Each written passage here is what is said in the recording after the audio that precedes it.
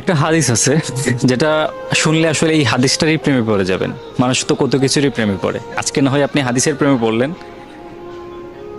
হাদিসে এসেছে যে এক বান্দা খুব কান্না করতেছে, খুবই মন খারাপ হয়েছে। ফেরেশতারা আল্লাহকে জিজ্ঞেস করতেছে যে আল্লাহ, তোমার এই বান্দাটা কান্না করতেছে কেন?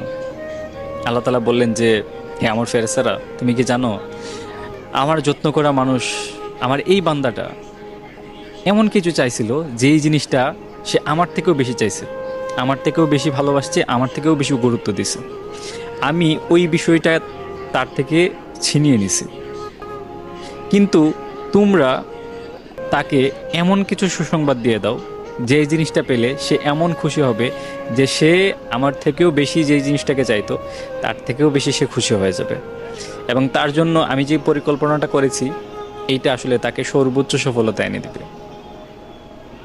এইটা আসলে আমাদের